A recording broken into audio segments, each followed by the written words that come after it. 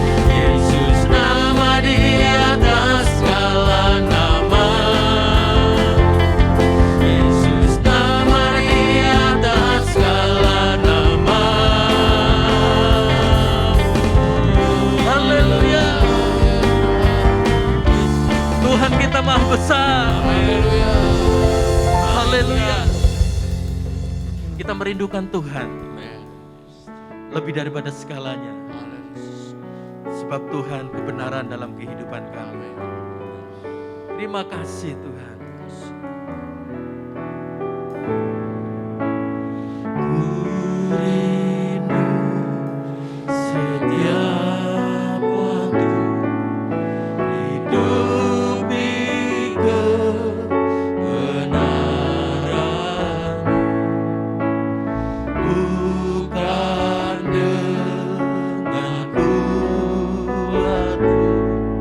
Namun karena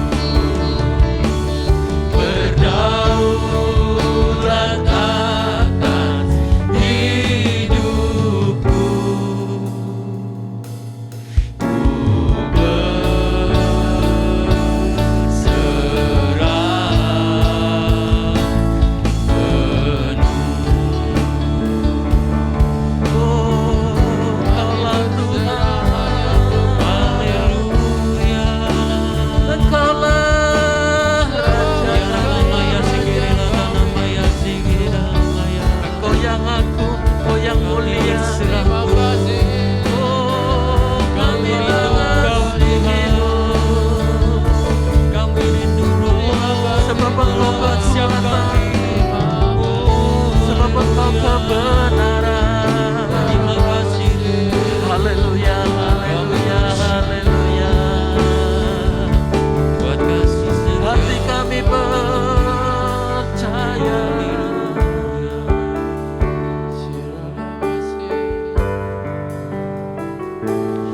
Engkaulah Tuhan, Engkaulah Raja, berdaulat atas hidupku, ku berserah penuh. Engkaulah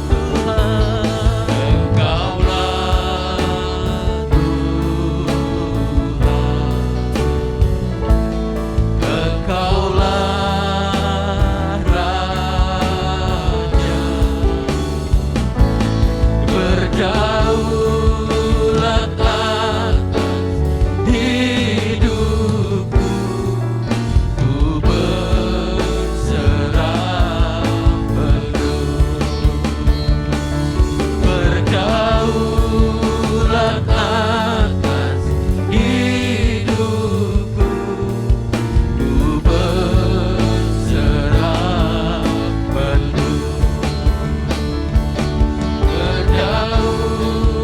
atas hidupku,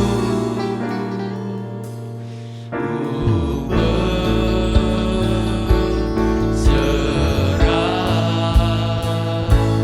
penuh.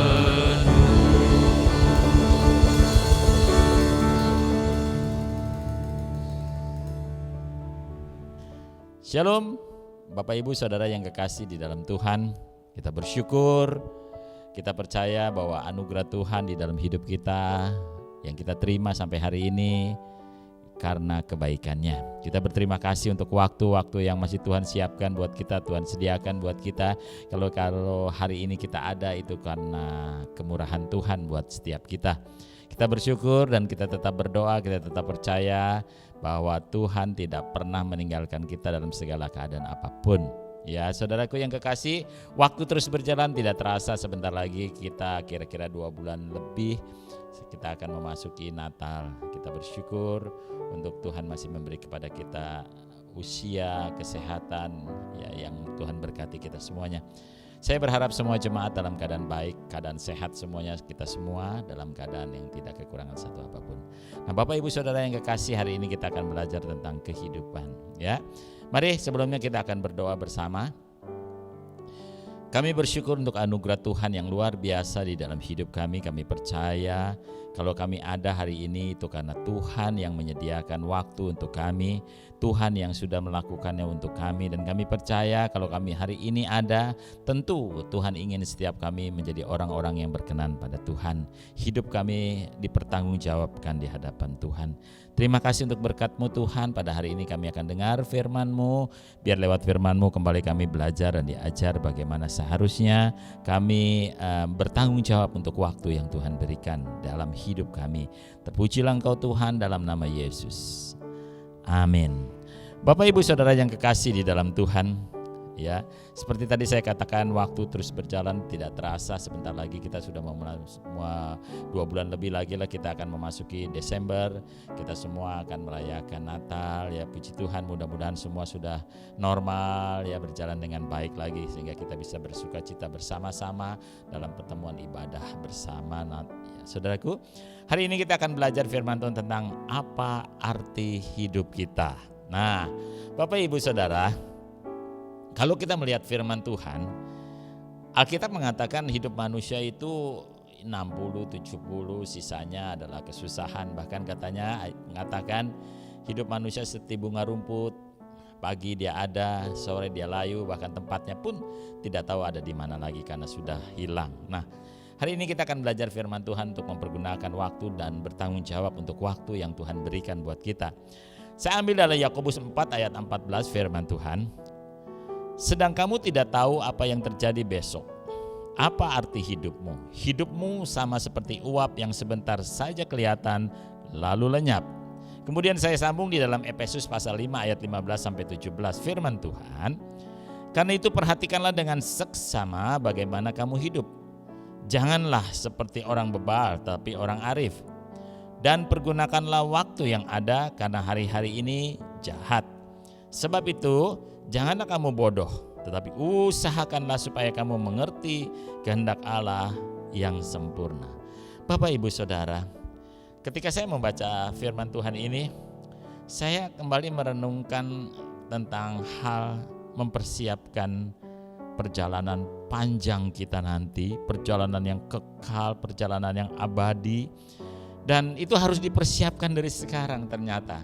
Kita tidak serta-merta pokoknya kita langsung ke sana, enggak. Tapi persiapan itu ada ketika kita ada di bumi ini. Nah, karena itu marilah, seberapapun waktu yang Tuhan berikan buat kita selama kita tinggal di dunia ini, kita pergunakan untuk sebaik-baiknya. Kita akan bertanggung jawab untuk segala sesuatunya. Bapak, Ibu, Saudara, ada satu ilustrasi tentang serombongan pendaki gunung sedang berembuk, sedang berencana untuk menaklukkan puncak tertinggi, yaitu Mount Everest atau gunung Himalaya, gunung yang tertinggi di dunia. Dan mereka semua berjanji untuk bersama-sama apapun yang terjadi. Nah, saudaraku, mereka sudah mempersiapkan diri, mereka sudah melatih diri mereka sudah luar biasa sekali. Dan tiba saatnya mereka berangkat ke sana dan mereka bersama-sama bahu-membahu untuk saling menolong, yang dahulu menunggu, yang pokoknya yang saling menunggu, saling menopang. Nah, akhirnya sampailah mereka di puncak. Dan ketika sampai di puncak mereka bersuka cita, sangat bergembira, bersuka cita sekali. Dan mereka mengadakan satu pesta kecil untuk merayakan keberhasilan mereka mencapai puncak gunung itu. Mereka makan bekal mereka makan dengan luar biasa, mereka bersuka cita, mereka lupa bekal itu mereka habiskan. Dan perjalanan pulang dimulai. Nah, perjalanan pulang memang tidak boleh dibilang juga tidak terlalu mudah, karena kalau naik itu kita mungkin bisa lebih hati-hati, tapi perjalanan pulang ini kan menurun, biasanya jauh lebih sulit menahan diri. Nah, saudaraku, akhirnya singkat cerita mereka semua berjalan, tapi mereka terus berjalan dan bekal mereka sudah habis waktu pesta. Di perjalanan begitu masih banyak hal-hal yang mereka harus lewati, keadaan dingin. Dan akhirnya mereka tidak bisa mencapai base camp mereka di dataran rendah karena mereka semua mati kedinginan dan mati kelaparan. Bapak, Ibu, Saudara yang kekasih, hidup itu seringkali dimaknai dengan sebuah perjalanan. Perjalanan yang menuju kepada satu titik yang sama yang namanya kematian. Siapapun kita.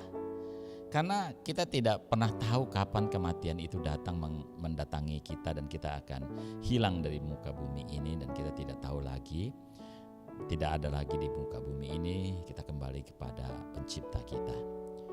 Tidak ada seorang pun yang tahu dan dapat mengukur kapan dia masih bisa ada tinggal di dunia ini. Saudaraku, kita belajar bagaimana bisa mempergunakan waktu sebaiknya. Saya mencatat ada satu penyelidikan oleh orang Asia di Singapura, saudaraku. Orang-orang Singapura biasanya berumur 70 tahun rata-rata, ya. Mereka membagi waktu itu dengan luar biasa dan saya catat ini, saya tidak tahu ini sejauh mana validnya, saudaraku. Mereka mencatat 23 tahun untuk tidur selama 70 tahun itu, 17 tahun untuk bekerja, 11 tahun untuk nonton televisi atau bermain, 6 tahun dalam perjalanan mereka, 6 tahun untuk makan, 3 tahun untuk bersiap-siap. Nah, ini yang paling menyedihkan adalah cuma beberapa tahun untuk pergi ke gereja atau pergi beribadah. Bapak, Ibu, Saudara, ini kondisi yang ada di Singapura, ya, yang negaranya disiplin. Kalau di kita mungkin berbeda lagi, ya. Kita mungkin agak sedikit berbeda, saudaraku. Kita mungkin habiskan waktu kita berjam-jam begitu lama di tempat pekerjaan kita dan hasilnya ya Bapak, Ibu, Saudara tahu sendiri. Nah, Bapak, Ibu, Saudara yang kekasih, tadi saya sudah katakan bahwa Hidup itu kita boleh maknai dengan sebuah perjalanan. Dan saya mencatat beberapa hal. Yang pertama, saudaraku, hidup itu bukan cuma datangnya, tapi perginya. Hidup itu bukan cuma awalnya, tapi akhirnya. Dan hidup bukan berapa lama kita ada di dunia, tapi apa yang kita isi selama kita hidup di dunia ini. Apa isi dari hidup di dunia ini? Jadi mari mulai belajar bagaimana kita menyikapi hidup itu dengan benar. Nah, saudaraku, yang pertama, bagaimana kita bisa mengisi hidup kita dengan benar? Sikapilah segala keadaan dengan respon yang benar. Yang pertama, kita menyikapi kehidupan itu dengan benar, berespon benar. Ya, di dunia ini, saudaraku, tidak semua yang kita anggap salah itu salah. Belum tentu. Semua yang kita anggap tidak berarti, semuanya juga belum tentu tidak berarti. Tidak semua yang kita anggap baik itu baik, belum tentu. Semuanya tergantung bagaimana kita menanggapi setiap keadaan. Kita melihat dari sudut pandang yang mana dalam setiap kejadian.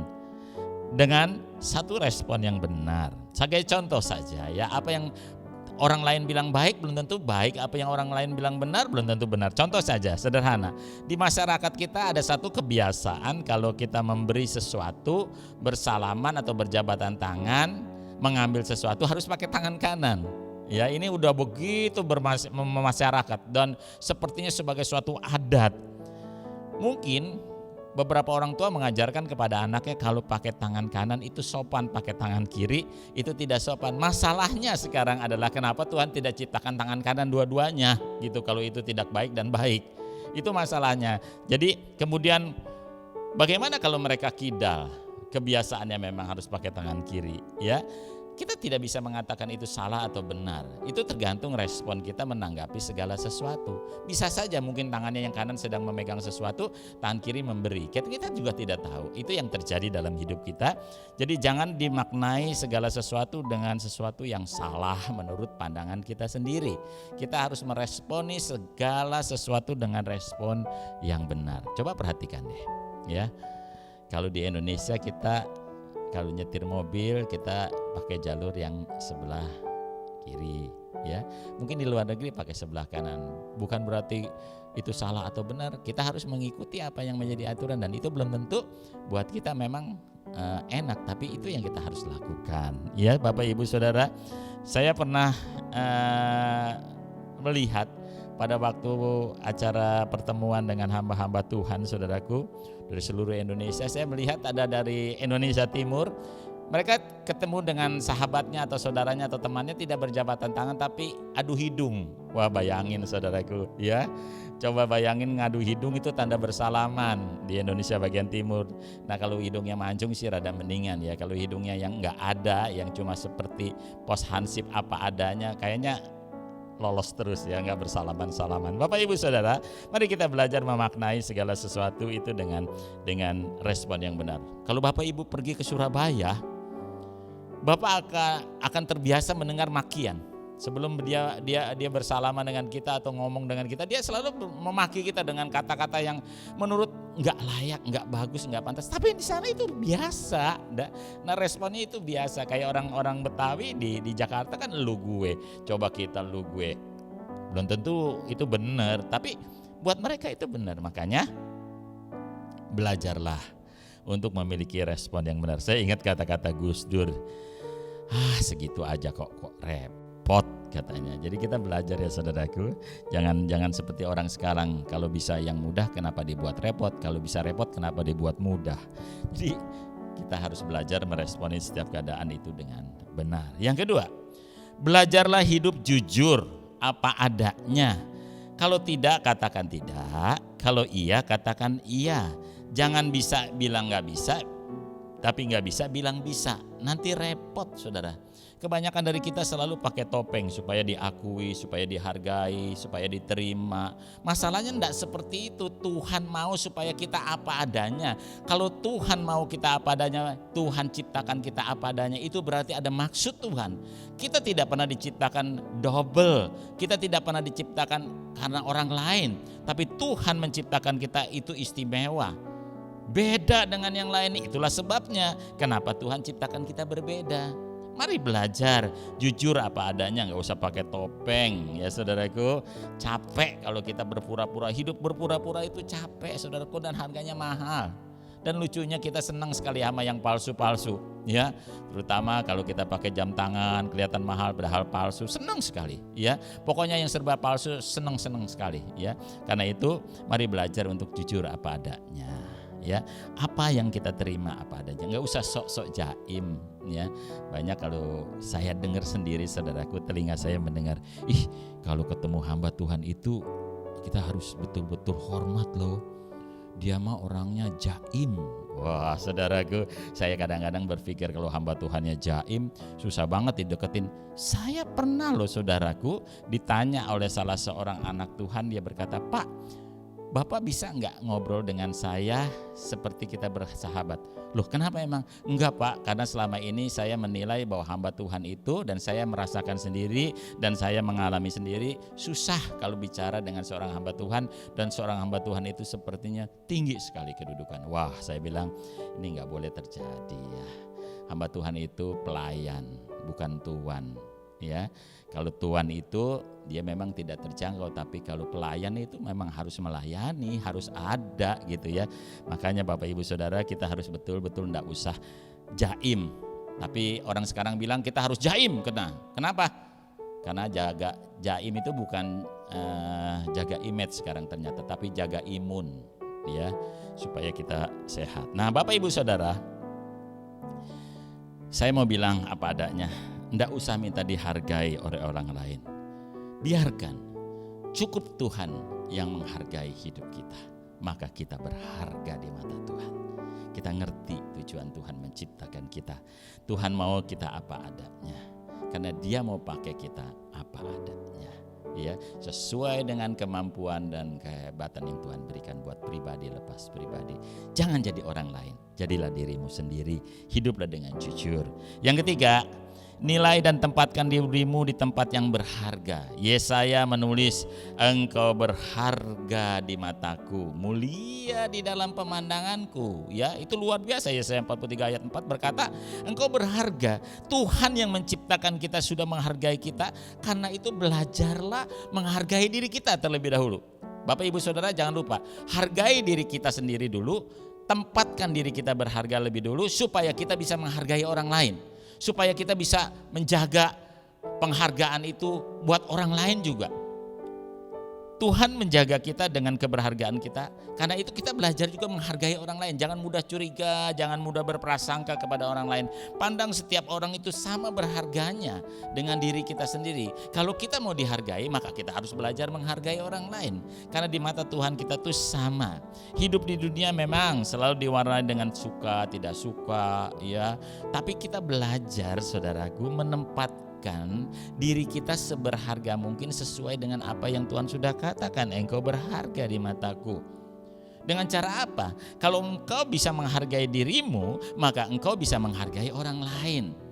Mustahil kita bisa menghargai orang lain kalau kita tidak bisa menghargai diri kita sendiri. Kita harus menempatkan posisi kita seberharga mungkin, tapi karena kita harus menghargai orang lain. Kita harus belajar, saudara, belajar menghargai orang lain seperti kita menghargai diri kita sendiri.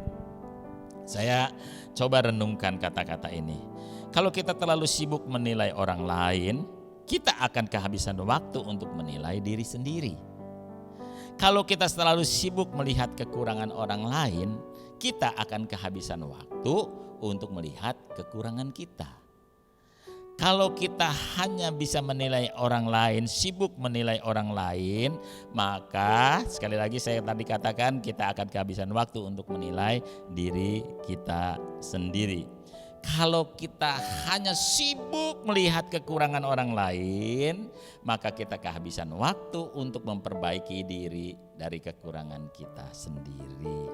Jadi mulailah belajar menghargai dirimu sebagaimana Tuhan menghargai dirimu, dan engkau menghargai orang lain sama berharganya.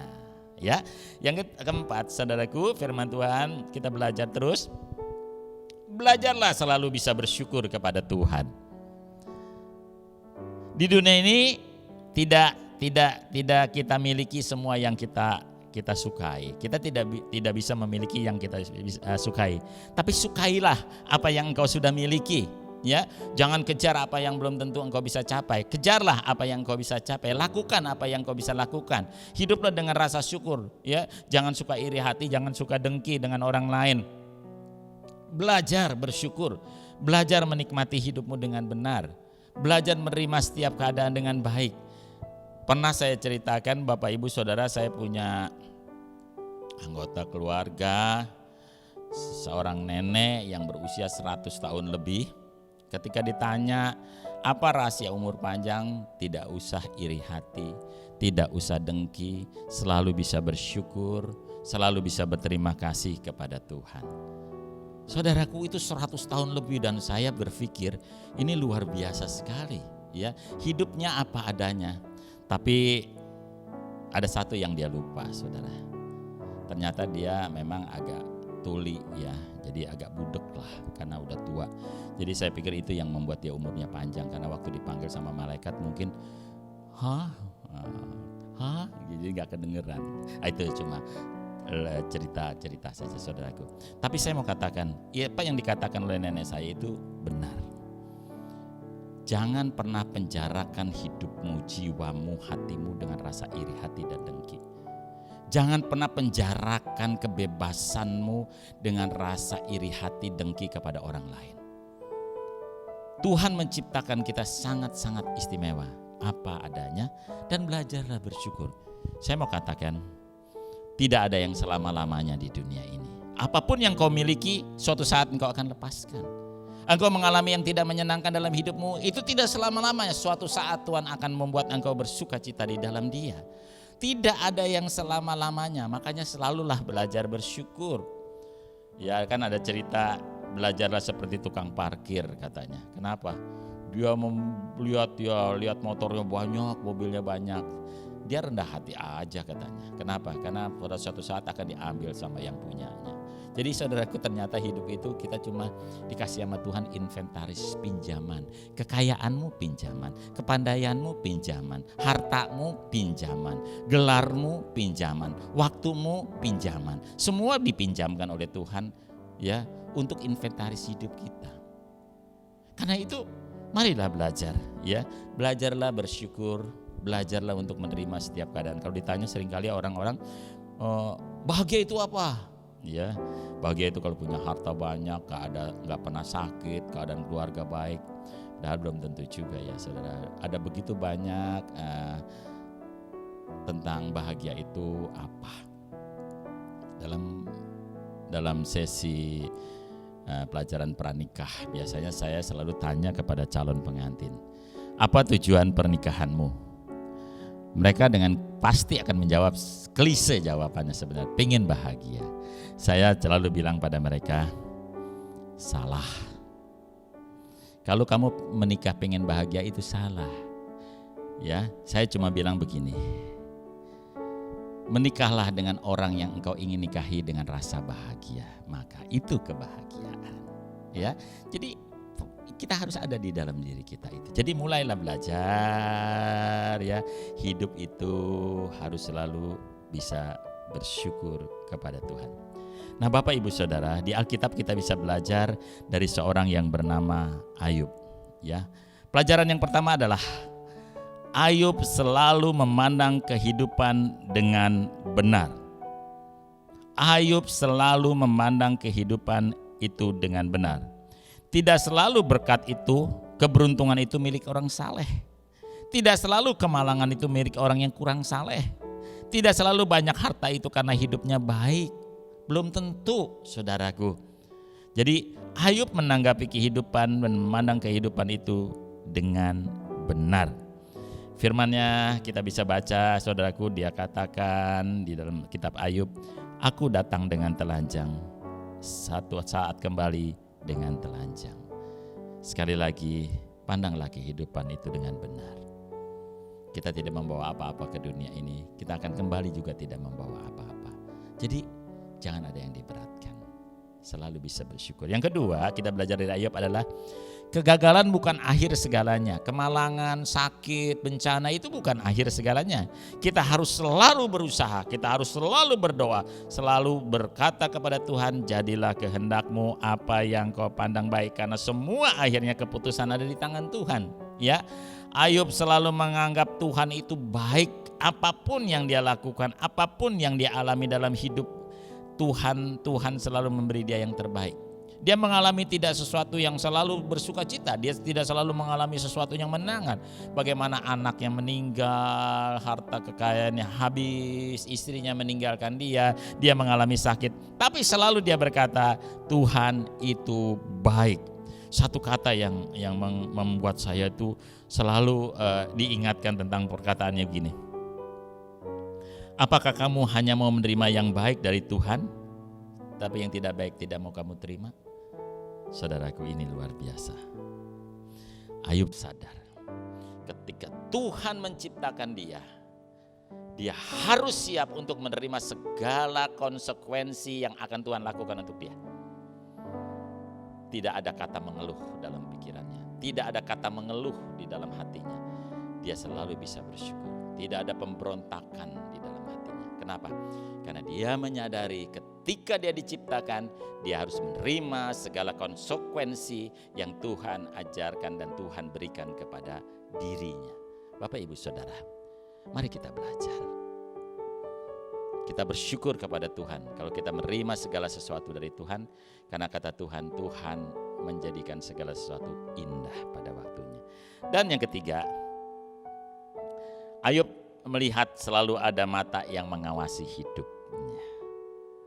Selalu dia lihat, ini segala sesuatu yang dia lakukan, dia merasakan ada mata yang selalu mengawasinya, ya.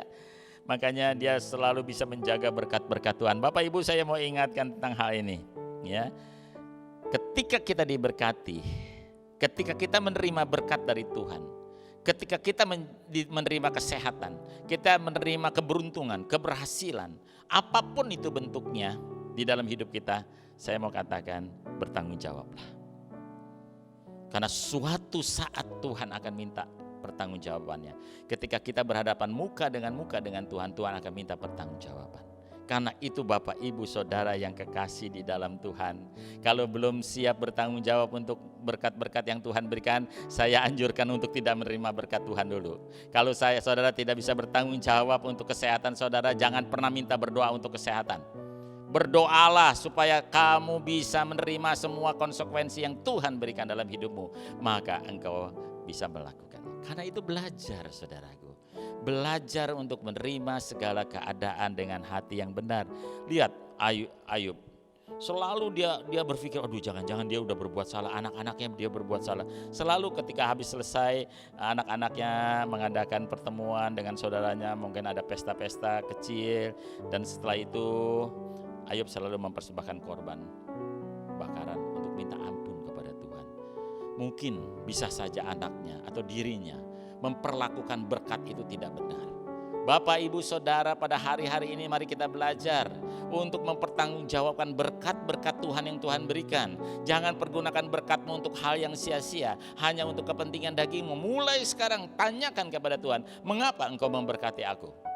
Mengapa engkau memberikan aku kesembuhan? Mengapa engkau memberikan aku kesehatan? Untuk apa aku ada di dunia ini? Mulai sekarang bertanya seperti itu, supaya suatu saat ketika kita bertemu muka dengan Tuhan, kita dengan sukacita bertanggung jawab di hadapan Dia. Mari saya akhiri, kita akan bacakan Alkitab kita di dalam Mazmur 90 ayat 12. Firman Tuhan berkata, ajarlah kami menghitung hari-hari kami sedemikian hingga kami beroleh hati yang bijaksana. Artinya bijaksana adalah memperlakukan waktu, berkat, perlindungan, anugerah, pertolongan Tuhan dengan penuh tanggung jawab. Kita bersyukur. Mari kita berdoa. Sebab segala sesuatu indah. Karena kalau kami memandang dari sudut pandang Tuhan, semuanya baik. Tuhan, Engkau yang menjadikan kami kami akan memperlakukan hidup kami sebagaimana Tuhan sudah nyatakan bagi kami, hidup kami berharga. Kami akan tempatkan kehidupan kami seberharga mungkin supaya kami bisa menghargai orang lain. Kami mau belajar rendah hati, kami mau belajar bersyukur, kami mau belajar menerima segala sesuatu dengan hati yang tulus, dengan jujur. Kami akan bertanggung jawab untuk segala berkat-berkat Tuhan. Tuhan memberkati setiap kami, memberkati setiap jemaat-jemaat Tuhan. Dimanapun kami berada, jemaat-jemaat-Mu Tuhan, Engkau memberkati keluarga demi keluarga, memberkati pribadi lepas pribadi, memberkati pekerjaan kami, memberkati usaha kami, apapun yang kami lakukan, sebagaimana Engkau janjikan supaya kami beruntung. Tuhan, kami siap untuk menerima kasih karunia Tuhan itu. Dan kami mau bertanggung jawab untuk segala berkat-berkat-Mu ya Tuhan. Terima kasih Tuhan. Kami mau berdoa juga untuk bangsa kami Indonesia. Kami kasihi, Tuhan jagai, Tuhan lindungi dengan luar biasa. Ada damai sejahtera Tuhan yang hebat atas bangsa kami yang kami kasihi. Terpujilah Engkau Tuhan. Kami juga menyerahkan seluruh kehidupan pribadi lepas pribadi hamba-hamba-Mu dimanapun berada. Tuhan menyertai, Tuhan melindungi, Tuhan memberkati. Kasih karunia Tuhan menyertai kami. Hari ini Tuhan, kami sudah menerima firman-Mu dan kami siap untuk menerima berkat daripada-Mu. Kekasih-kekasih Tuhan, terimalah berkat daripada Allah Bapa, Allah Anak dan Allah Roh Kudus.